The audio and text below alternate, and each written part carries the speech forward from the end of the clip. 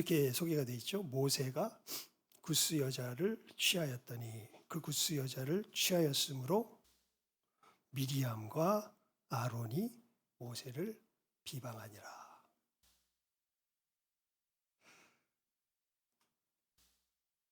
우리 성경을 이제 뭐 여기 얼굴들을 뵈니까 많이들 그래도 웬만한 건 다 아실 것 같아요. 이방 여자를 아내로 취하면 됩니까? 안 됩니까? 안 되죠. 예. 그런데 이방 여자를 아내로 취하지 말라라는 법을 준 그 사람 모세가 어떤 여자를 취하였어요? 구스 여자는 이디오피아, 즉 그 아프리카 여자입니다. 아프리카 여자를 취하였던 거죠. 그랬더니 아론과 미리암, 그것도 가장 어떻게 보면은 가까운 사람 아닙니까? 그런데 여러분 정말 그 갈등 중에 가장 심각한 갈등이 될 수 있는 게 우리 종교적인 갈등입니다. 신앙에 대한 갈등이죠. 특별히 오름의 문제에 있어서 이것이 하나님의 말씀이다라는 것이 서로 간에 충돌되고 어긋나기 시작할 때는요, 그것만큼 심각하게 우리가 갈등하게 하는 것이 없습니다. 아론과 미리암이 누구를 비방해요? 모세를 비방합니다. 이제 감기는 아닙니다. 제가 오늘 희한하게 오늘 11시 예배 때부터 콧물이 나오기 시작하는데 꽃가루 때문인지 예, 그래서 예, 괜찮습니다. 예, 그래서 손수건도 안 가지고 다니는데 손수건도 가져왔습니다. 이 아론과 미리암이 모세를 이제 비방하는 거죠. 하나님 앞에서 잘못된 길을, 너가 하나님 앞에서 바른 길을 전하면서 하나님 앞에서 잘못된 길을 걸어가느냐. 사실은 이러한 비방인 것이죠.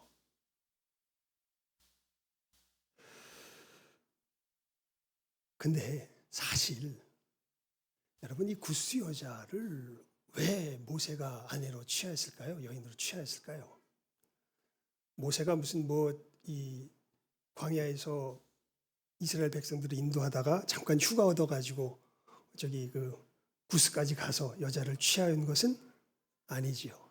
사실 우리가 출애굽기를 읽어보면 출애굽하게 될 때 이스라엘 백성들뿐만 아니라 하나님의 그 놀라우신 역사 속에서 많은 중다한 잡족들이 저분이야말로 진정한 하나님이시구나.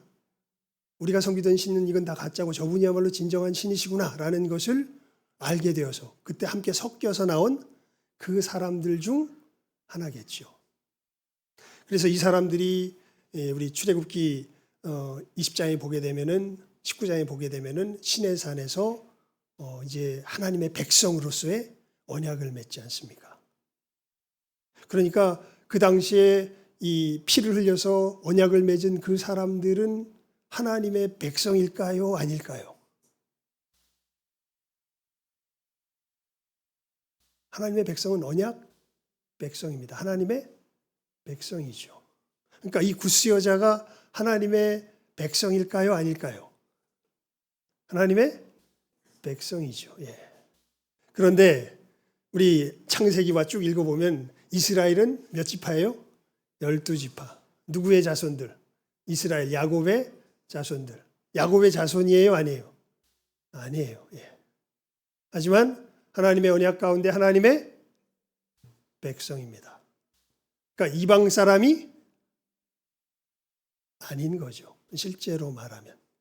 그런데 문제는 누구와 누구도, 아론과 미리암도 이 사람들이 누구라고 생각하는 거예요? 이방 사람이라고 생각하는 거예요. 교회에 이런 일들이 정말 우리가 믿음의 길을 걸어가다 보면요, 많이 생길 수 있습니다. 어떤 부분은 정말 이게 의도가 나쁘다기보단 죄송합니다, 무지해서 우리가 깊이가 없어서 사실은 잘 알지 못해서 이러한 일들이 생길 수가 있습니다. 그러니까 여러분 생각해 보십시오. 지금 이스라엘 백성들 중에서 모세를 어떻게 볼까요?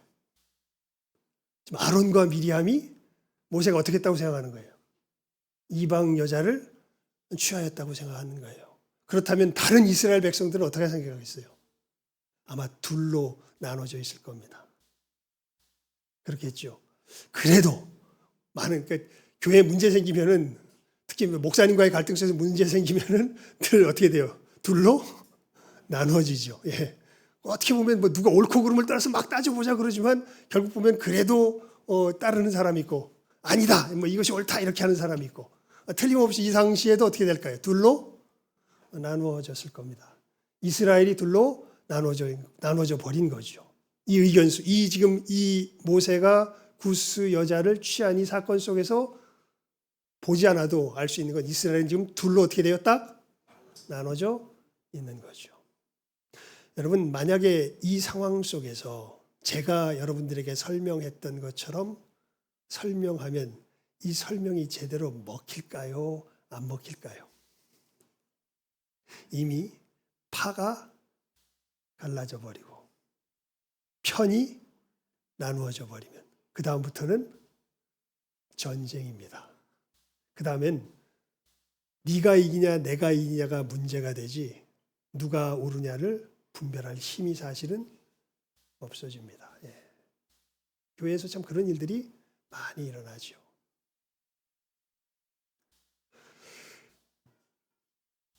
이럴 때 모세는 어떻게 했을까요? 예. 이 비방하는 것이 이런 비방이죠. 2절에 보면 아론과 미리암이 여호와께서 모세와만 말씀하셨느냐 우리와도 말씀하지 아니하셨느냐. 그런데 모세는 이 일에 대해서 우리가 뒤에 말씀을 읽어보면 어떻게 해요? 어떻게 대응합니까? 이런 반구 아무런 대꾸가 없습니다. 예. 너희들 이것도 모르냐? 하나님의 언약 가운데서 이렇게 되는 것이 하나님의 백성이지 이스라엘의 혈통 속에 사는 것이 하나님의 백성이냐? 분명히 또 앞에서는 하나님께서 네 자손이 나의 백성이 될 것이라고 말씀하시니까 또 이렇게 따지기 시작하면 뭐가 돼요? 계속 논쟁이 되고 서로 갈등이 되고 모세는 다른 것보다 그것을 보았겠죠. 이것은 내가 말을 해도 싸움이요. 말을 하지 아니 내가 어떤 식으로든 대응해도 편이 갈라지게 되는 것이죠. 이걸 어떻게 해결해야겠습니까? 말씀해 보면 모세는 그냥 가만히 있습니다. 이 모든 문제를 그냥 누구에게 맡겨요? 하나님께 맡겨요. 예. 그래서 이 말씀의 뒤에 이 해결되는 모습을 보게 되면요.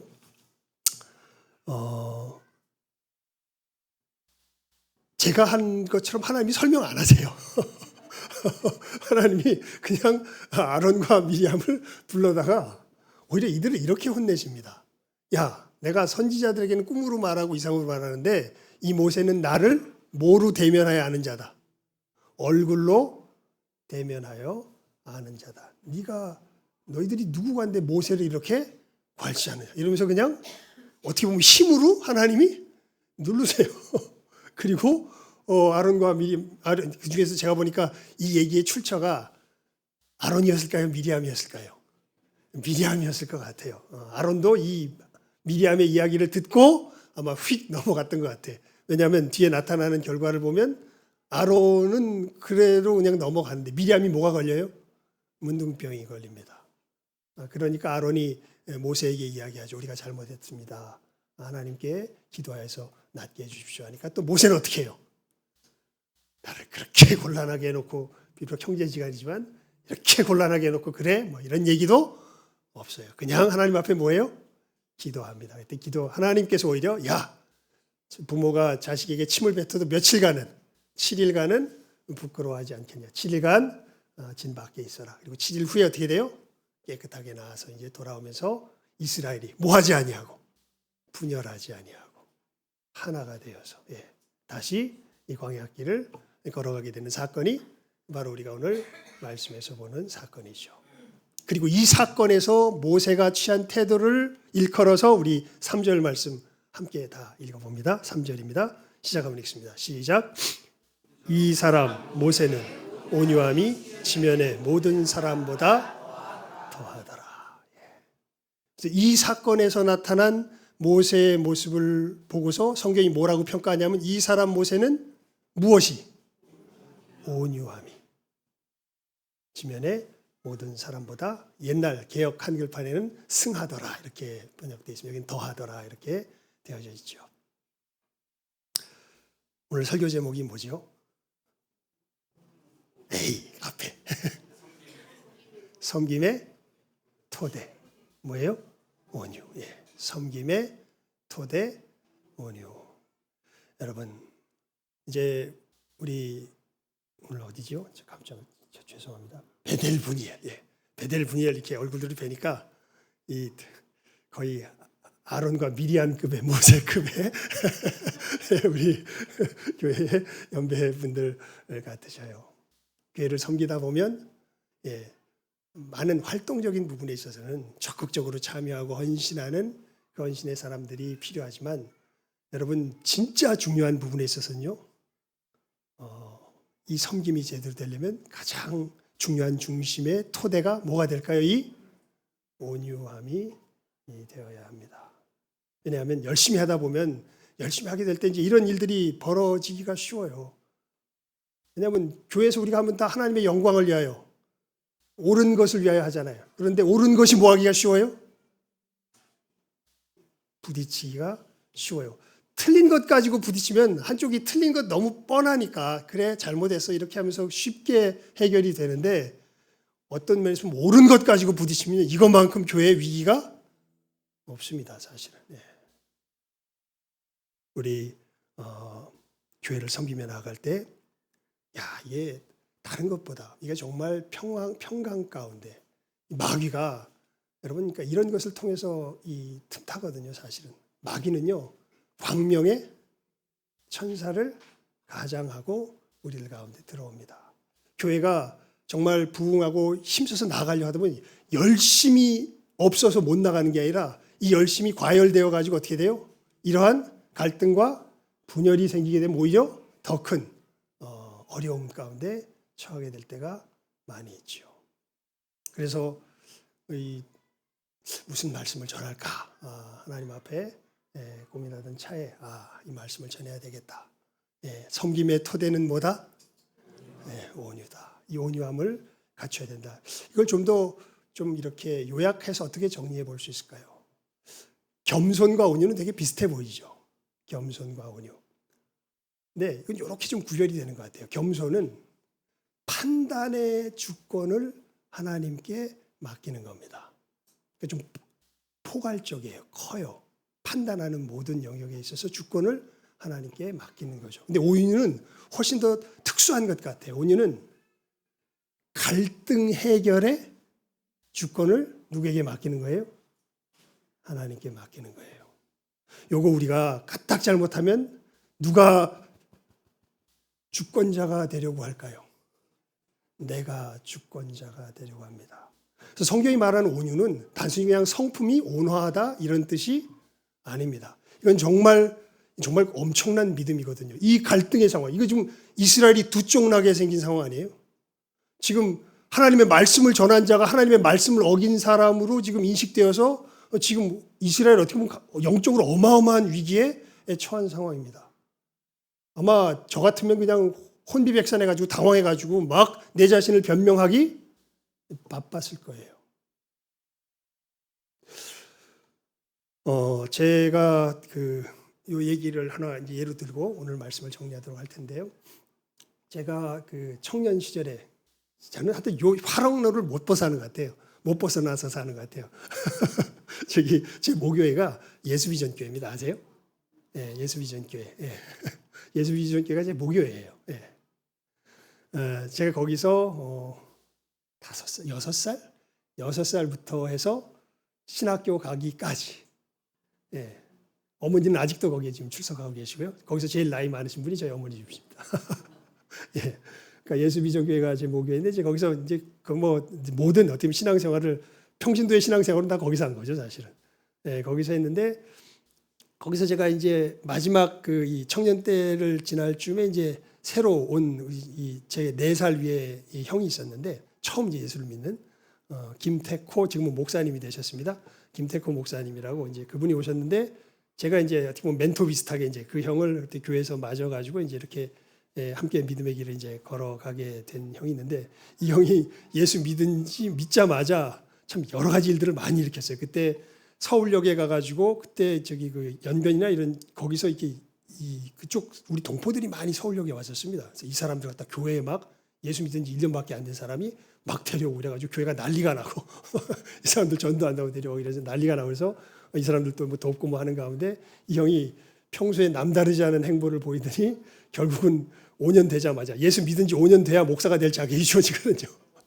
목사 되겠다고 해서 이제 목사 그 시험을 보고 나랑 같이 이제 신학교에 들어가게 된 형이 있는데, 이 형이 결국은 그때부터 뭐 중국 하더니 중국 선교사로 나가서 중국 선교를 하시고 이제 지금 돌아오셔서 또 중국에 관련된 또 선교하는 이 교회를 개척해서 이제 목회하고 계시는데요. 그때 이분이 이제 중국 선교로 본격적으로 들어가기 전에 싱가포르의 나눔과 섬김 교회라고 지금 굉장히 커진 교회입니다. 이 목사님을 통해서 굉장히 커졌는데요. 나눔과 섬김 교회라고 하는 교회가 정말 말썽 많은 교회였습니다. 목회자가 2개월, 3개월 만에 바뀌던 그런 교회였는데 거기에 이제 처음 가셔서 이 목회를 하시게 됐는데, 제가 애들 데리고 단기 선교를 거기에 가서 보니까 온몸에 두드러기가 나 계시더라고요. 굉장히 건강한 사람인데 도대체 왜 그러냐 그랬더니, 죄송합니다. 이게 뭐 그냥 사실이니까 현실을 말씀드릴 수밖에 없죠. 거기에 계시는 그 한 이제 이 중직자가 어떤 그 교회를 좌지우지할 수 있는 어떤 이런 실권을 지닌 중직자였습니다. 조그만 교회였지만 이민교회였는데 있지도 않은 말을 지어내면서 계속해서 이분을 모략을 했던 거예요.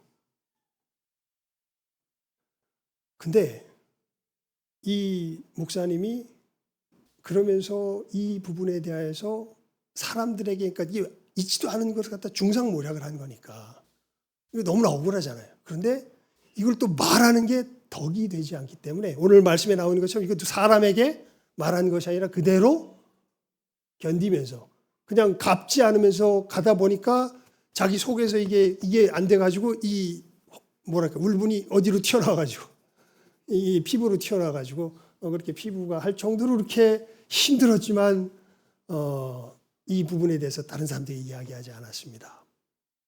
나중에 이 문제가 어떻게 해결됐냐면요, 이 상황을 알게 된 다른 교회 한 장로님이 다른 모든 분들에게 이 상황을 쭉 이야기해서 오히려 이 목사님이 그렇지 않다라는 것을 오히려 알게 되고, 그 속에서 이 교회는 점차 부흥해서 아마 지금 여러분들 싱가포르 나눔과 섬김교회 쳐보시면 아실 텐데요, 굉장히 큰 교회가 됐습니다. 사실 이 목사님, 김태콩 목사님이 거기 목회하시면서 그게 계기가 되면서 그때부터 이제 부흥하기 시작했거든요.